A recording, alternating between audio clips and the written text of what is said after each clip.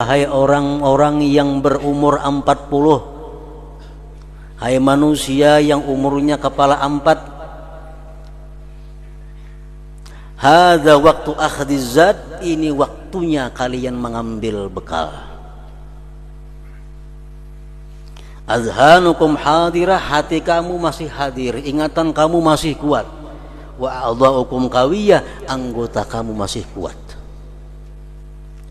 Umur 40 itu umur di mana kita disuruh untuk mempersiapkan segala-galanya untuk menghadapi akhirat.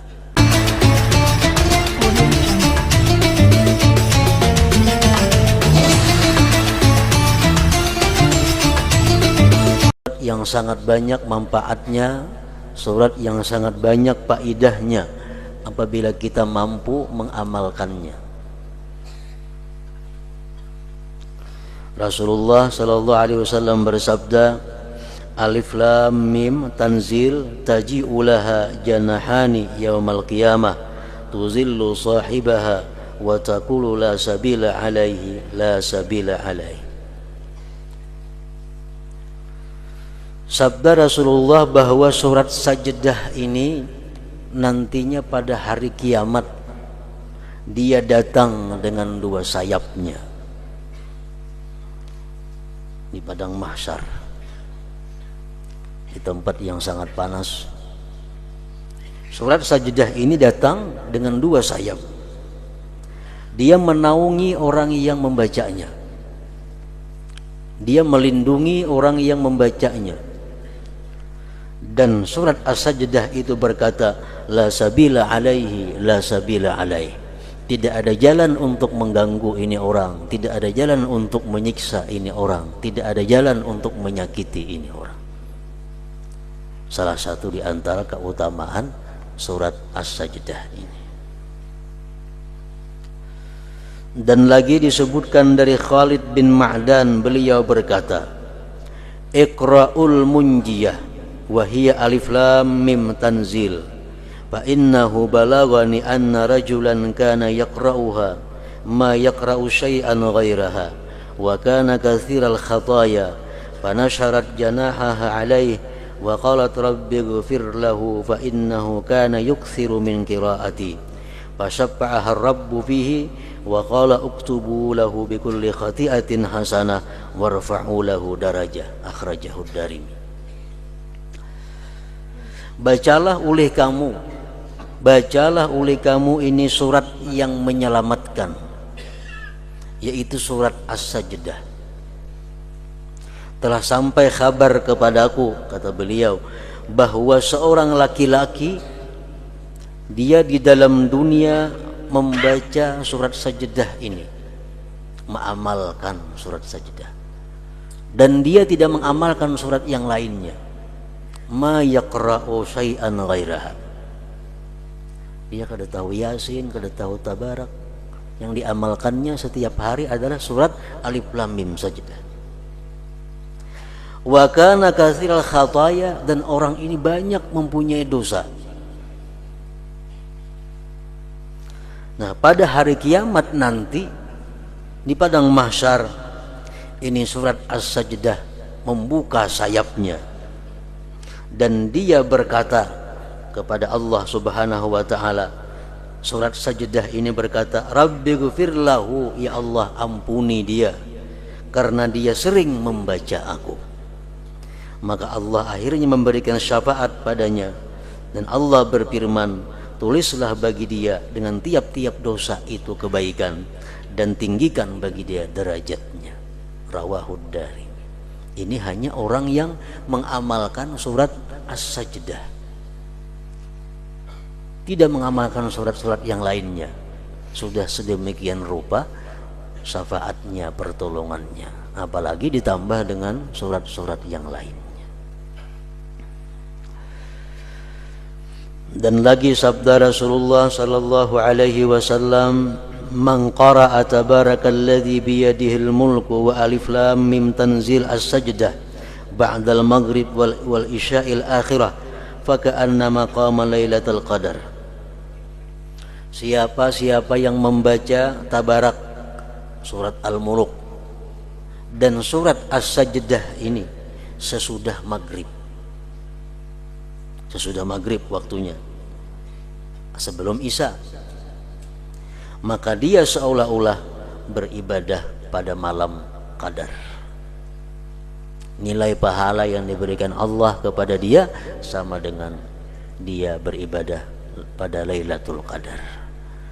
Nah, jadi surat Tabarak dahulu baca, Hanyar, surat Alif Lam Mim Tanzil ini atau Sajdah ini setiap malam antara maghrib dan isya waktunya, kalau hendak mendapatkan pahala Lailatul Qadar. Kalau yang pertama tadi tasarah aja membaca malam ke siang ke asal, tiap harinya membaca, itu sudah dapat syafaatnya di hari kiamat. Tapi kalau untuk mendapatkan Lailatul Qadar mesti membacanya dengan tabarak beganding dan sesudah maghrib sebelum isya. Nah, para muhibbin rahimakumullah, inilah sebagian daripada hadis-hadis Rasulullah yang menjelaskan tentang keutamaan surat As-Sajdah ini. Sehingga dengan hadis-hadis ini tidak ada jalan kecuali untuk mengamalkannya setiap malam.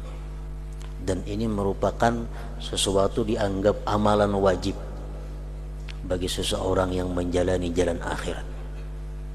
Karena surat ini surat yang menyelamatkan dia di akhirat nanti. Para muhibbin rahimakumullah, surat As-Sajdah sebagaimana surat-surat yang lainnya banyak mengisahkan keadaan-keadaan akhirat, banyak memberikan petunjuk hidayah kepada umat. Antara lain kita ambil satu ayat dari surat Sajdah yang berbunyi, Qul yatawaffakum malakul mautil ladzi wukkila bikum thumma ila rabbikum turja'un. Firman Allah, katakan wahai Rasul,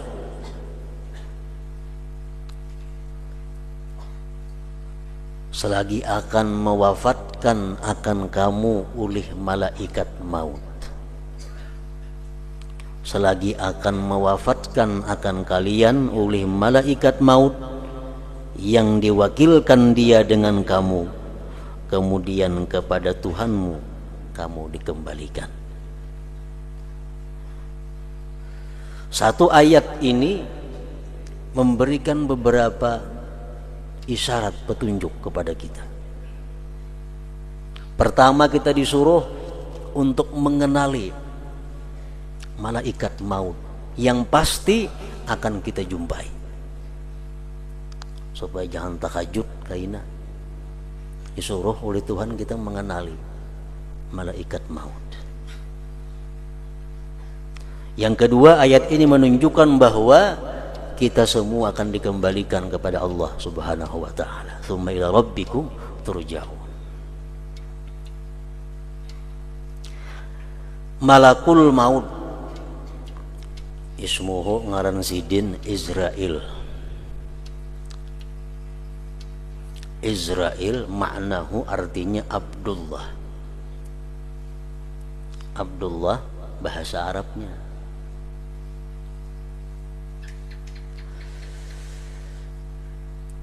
Lahu rusulun, bagi malaikat maut yang bernama Israil ini banyak mempunyai utusan-utusan yang selalu dikirim kepada manusia. Makin banyak utusan itu datang kepada kita, artinya makin dekat nang mautus datang kepada kita. Lahu rusulun katsirah. Kama warada fil khabar, di dalam hadis disebutkan asyaibu wal amradu wa taghayyuru sam'i wal basar wal ajzu min rusuli malakil maut.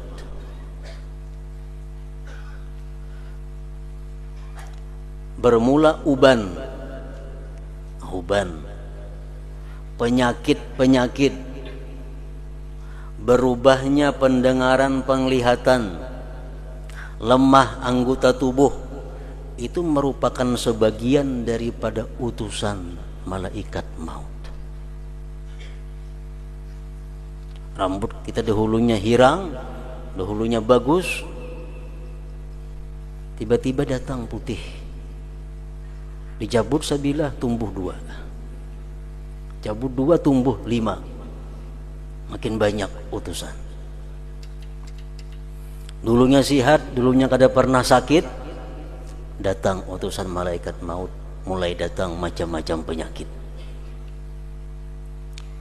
Dulunya mata, telinga normal, sekarang mata betasmak, telinga makai alat. Dulunya kuat, sekarang lemah. Itu semua kata Rasulullah adalah min rusuli malakil maut, utusan-utusan malaikat maut. Dan ini merupakan bagian dari kasih sayang Allah Subhanahu wa ta'ala kepada kita, bahwa kita dikabari oleh Allah. Jauh-jauh hari kita dikabari.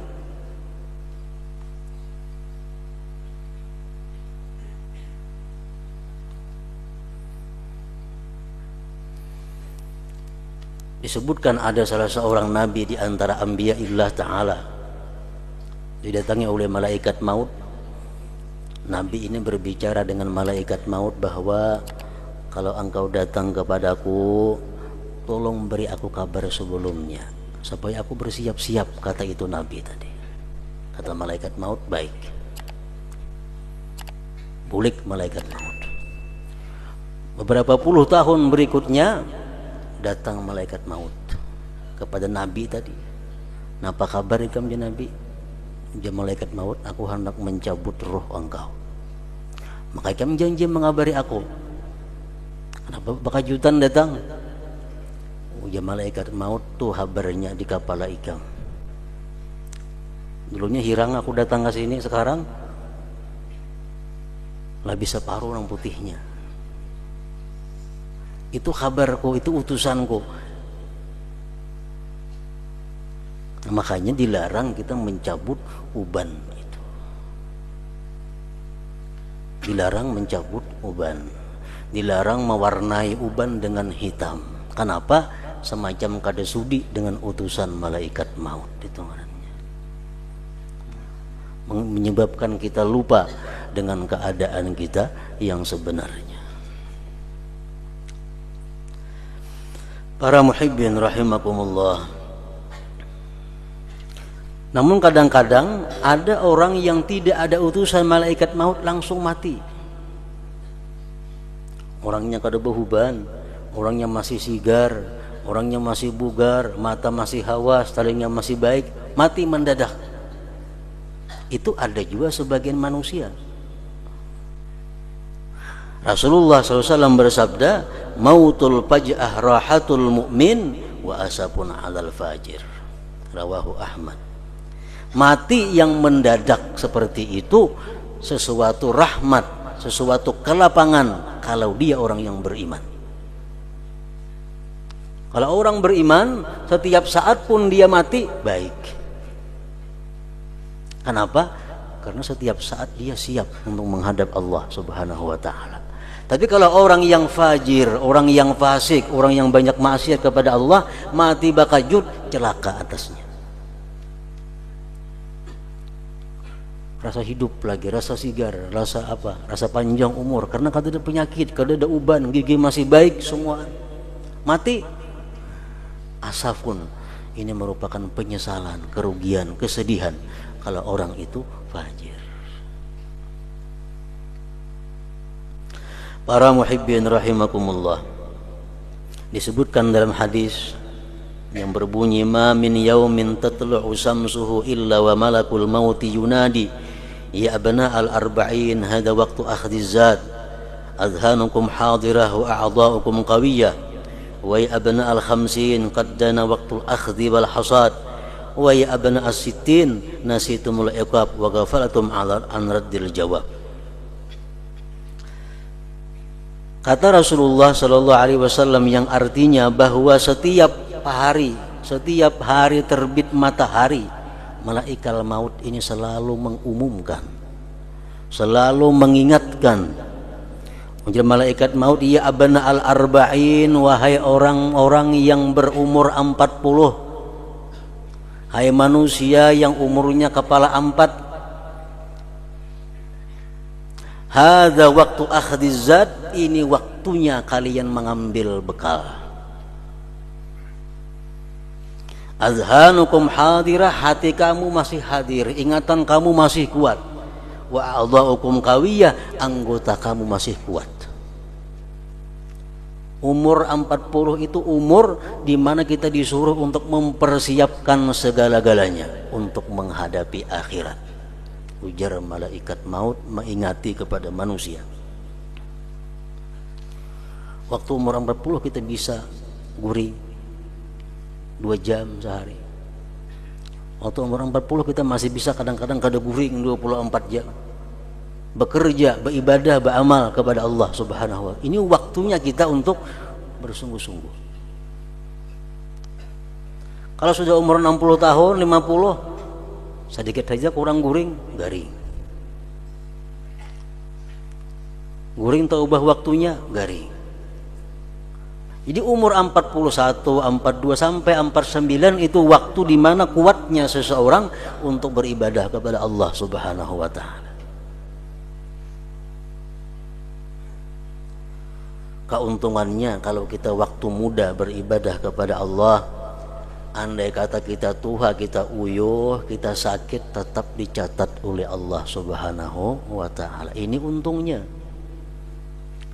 Waktu kita umur 40 kita tiap malam tahajud jam 1 sampai subuh, tiap malam. Lagi umur 40. Sudah umur 60 kada kawal lagi, jam 4 jam 8 bangun.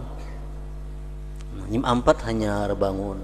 Umur sudah 60, tetap dicatat oleh Allah mulai pukul 1 sampai subuh. Kenapa? Karena hanya lemahnya dia yang menghalang daripada ibadah. Dan sudah dia buktikan waktu dia kuat, dia sungguh rajin beribadah. Nah ini Allah maha kasih sayang kepada kita. Kalau sudah umur 60 tahun menyesal, kada ada artinya.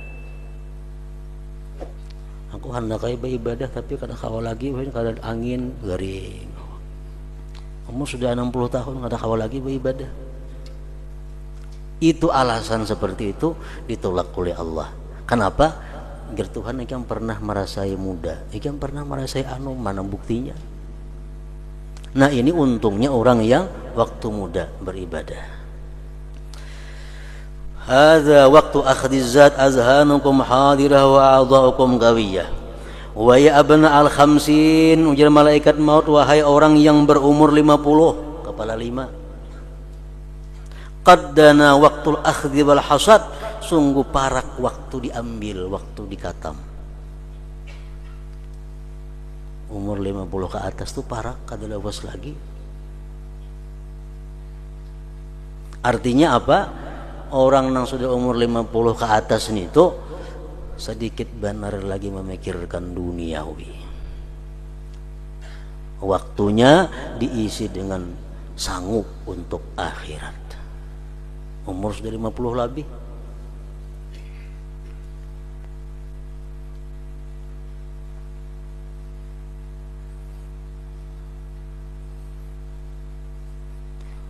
Hada waktu akhdhiz zat wa qaddana waktul akhdhi wal hasad. Wahai orang yang umur 50 tahun, waktunya sudah parak, kada kawa ditambal-tambal, kada kawa diundur-undur lagi. Wa ya abna as-sittin, wahai orang yang umur 60 tahun, kata malaikat, nasitumul iqab, apakah kamu lupa akan iqab, akan siksa Allah? Umur 60 masih begalut saja di pasar lagi. Umur 60 masih sibuk dengan urusan dunia. Apakah kamu lupa akan siksa Allah? Bagaimana kamu nanti menjawab pertanyaan Allah Subhanahu wa ta'ala?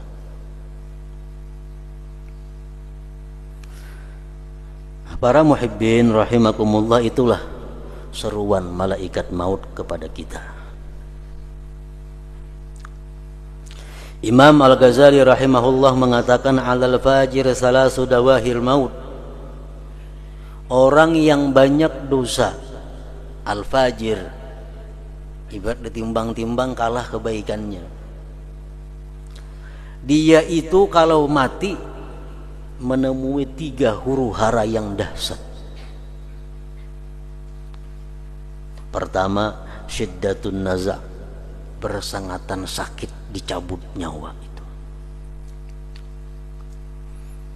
Wa huwa qadru 300 darbatin bisaib, kadar 300 kali cencang dengan pedang. Itu kematian. Sakitnya kayak apa? Kayak dipukul lawan pedang, dicancang 300 kali. Itu sakitnya orang mencabut nyawa.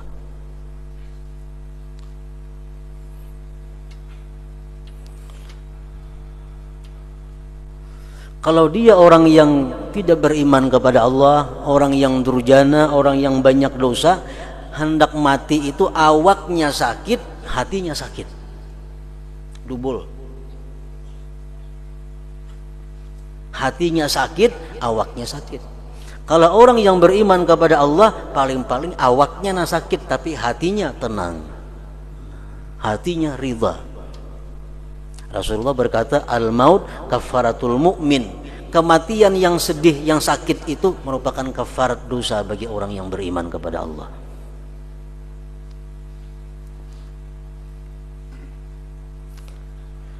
Imam Ghazali membandingkan kayak apa sakitnya itu mati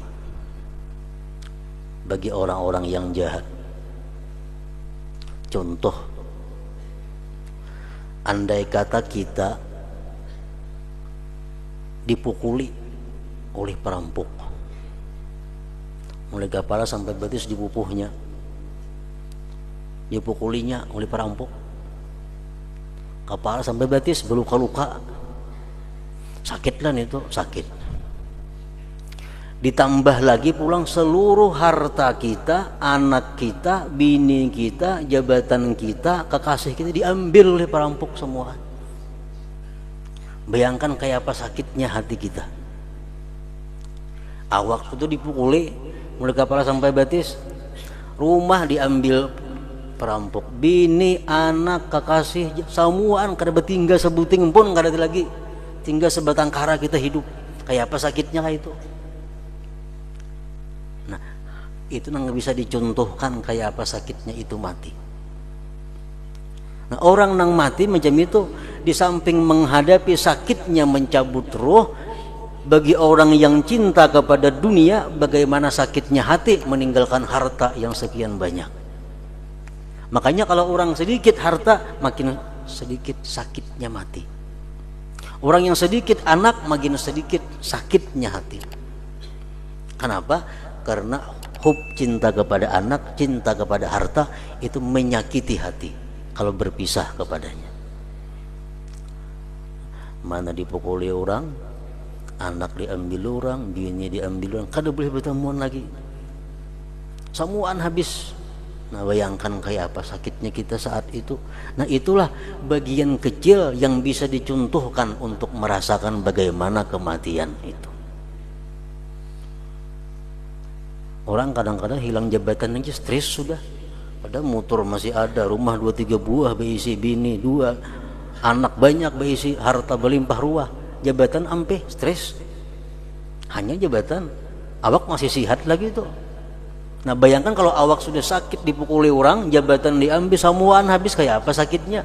Nah, itulah perumpamaan yang bisa dicontohkan sedikit tentang kematian.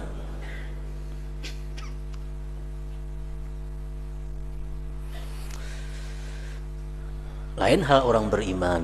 Nah, orang beriman, orang yang takwa kepada Allah, orang yang tawakal kepada Allah, kada akan menemui sepedih itu. Sakit-sakit jo mati itu, cuma kada sesakit itu. Kenapa? Karena hatinya kada tergantung kepada yang dicintainya tadi. Pertama, sakitnya mati. Yang kedua, bagi orang yang banyak dosa itu adalah musyahadatu surati malakil maut. Dia melihat bagaimana bentuk rupa malaikat maut yang akan mencabut nyawanya. Rajulun aswad, laki-laki yang hitam, qaimus sya'ar, rambutnya cagar, muntinur rih, bau busuk, aswadus thiyab, pakaiannya hitam, yakhruju min fihi wa manakhirihi lahibun nar wad duhan, keluar di mulut dan di hidungnya kukus dan api. Ini tunang datang, nampak yang mencabut nyawa ini. Itu kalau kita banyak dosa, banyak maksiat, malaikat mautnya macam itu nang datang. Yang ketiga, musyahadatuhum mawadi'ahum minan nar. Sebelum dia mati diperlihatkan tempatnya di dalam neraka. Ini orang yang fajir durjana tadi. Nah, 3 itulah kesusahan-kesusahan yang dihadapi bagi orang yang mati banyak membawa dosa maksiat kepada Allah Subhanahu wa taala. Rasulullah bersabda, la yakhruja ahadukum minad dunya hatta ya'lama aina masiruhu wa hatta yara maq'adahu minal jannah awin nar. Tidak keluar salah seorang kamu daripada dunia sehingga dia tahu tempatnya kemana dia kembali. Dia sudah melihat ke neraka atau ke surga. Makanya kalau kita perhatikan orang-orang imbah mati itu atau hendak mati itu rata-rata menangis. Ada tangis gembira, ada tangis duka cita. Kenapa? Saat itu dia dilihatkan Allah tempat yang bakal disinggahinya, tempat yang bakal ditempatinya. Yang melihat surga, tangisnya tangis gembira, air matanya jernih. Yang melihat neraka, tangis juga, tangisnya sedih, air matanya keruh. Demikian penjelasan dari beberapa hadis Rasulullah sallallahu alaihi wasallam. Para muhibbin rahimakumullah. Mengingat malaikat maut, mengenal malaikat maut, mengingat kematian merupakan sesuatu yang disuruh oleh agama. Rasulullah bersabda, "Aktsiru min dzikril maut fa innahu yumahhitsu dzunub wa yuzahidu fid dunya." Banyak-banyaklah kamu mengingat kematian karena itu menghapuskan dosa dan membuat kamu renggang dengan dunia. Isuk mati, siapa nang wani ke pasar hari ini nah? Siapa nang wani bulah baju hari ini kalau isuk tahu bakal mati?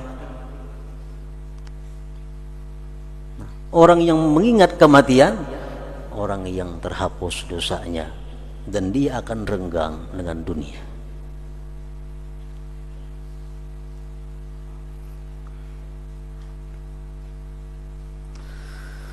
Seorang laki-laki datang kepada Rasulullah sallallahu alaihi wasallam. Laki-laki itu berkata, "Ya Rasulullah, man aqyasun nas wa akramun nas?" Siapa manusia yang paling pintar? Menurut pandangan Allah tentunya dan Rasulnya. Manusia paling mulia siapa? Rasulullah bersabda, "Aktsaruhum dzikran lil mauti wa asyadduhum isti'dadan lahu, ulaika humul aqyas, zahabu bi syarafid dunya wa karamatil akhirah." Manusia yang paling pintar itu kata Rasulullah adalah orang yang paling banyak ingat mati, paling lengkap persediaan menghadapi kematian. Itu manusia paling pintar. Orang yang persediaannya lengkap, persediaannya sangat cukup untuk menghadapi itu. Kalau kita naik haji, kita 2-3 bulan sudah bersiap-siap, bahkan setahun barangkali sudah siap-siap. Dan naik haji lagi 10 bulan sudah belajar kayak apa manasik haji, kayak apa kena cara tawaf di Baitullah, kayak apa cara melontar jamrah, kayak apa caranya wukuf di Arafah. Padahal lagi 10 bulan kita hanya naik haji. Kita bersanggup duit cukup untuk ini, untuk itu, semuaan bekal, bersanggup kain ihram, bersanggup ubat, bersanggup macam-macam persangguan. Makin lengkap makin bagus. Padahal musafir kita naik haji cuma 40 hari. Nah, orang yang pintar itu kata Rasulullah, orang yang sudah lengkap persediaan menghadapi beberapa tempat-tempat yang membahayakan, menghadapi malaikatul maut. Nah, apa sanggup kita? Menghadapi munkar nakir, apa sanggup? Menghadapi zabaniyah, malaikat-malaikat yang menarik ke neraka, apa sanggup? Menghadapi berjalan di siratal mustaqim, apa latihannya dalam dunia supaya selamat, supaya lulus. Nah, orang yang pintar, orang yang bersanggup untuk itu kata Rasulullah sallallahu alaihi wasallam. Wa asyadduhum isti'dada, dan orang yang paling sangat di antara mereka persiapannya. Ulaika humul aqyas, mereka itulah orang yang cerdik pandai. Zahabu bi syarafid dunya wa karamatil akhirah, mereka itu akan pergi dengan kemuliaan dunia dan akhirat. Jadi mengingat kematian merupakan sesuatu yang sifatnya ibadah. Kafa bil mauti wa idza, ujar Nabi, cukup kematian itu sebagai guru. Cukup kematian itu sebagai pepadah nasihat. Amun kita mau ma'iktibar, makanya disuruh bila kita melihat orang mati menyambayangkan ma'atar ka kubur, dapat pahala kayak gunung Uhud 2 biji genalnya. Supaya apa? Supaya manusia ini ma'iktibar. Ini kina aku, maksudnya kayak itu. Makanya dianggap berdosa kalau kita tertawa di hadapan mayit.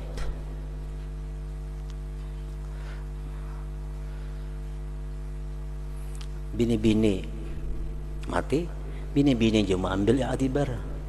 Laki-laki mati, laki-laki mah ambil i'tibar. Uhok sidin becari dahulu siang malam, halal haram. Mati dibuat di dalam kubur karena apa dibawa rumah sagan bini. Sampai 100 kawin nang bini. Itu i'tibar bagi kita. Kayak itu kena aku berhimat mencari akan bini anak. Aku mati mana ingat lagi lawan aku nya, beramian, berminuman, bermainan. Aku mah dalam kubur menyandangnya harta nang kucariakan siang malam halal haram itu. Itu hendaknya diiktibar oleh kita. Bini-bini, iktibar ada yang mati bini-bini. Oh, bini-bini mati. Tinggal galak kakalo. Laki kawin diunjuk ke bini hanyar, galak kakalong rumah. Kayak apa rasanya tuh? Rumah bini nang hanyar, pakaian bini nang hanyar makainya. Motor bini nang hanyar makainya. Nang baisi motor. Nah, amun bibinian macam itu ma'itibar, insyaallah bibinian kada nang bakhilnya lagi. Tapi kada mau ma'itibar hingga orang nang mati itu kada aku.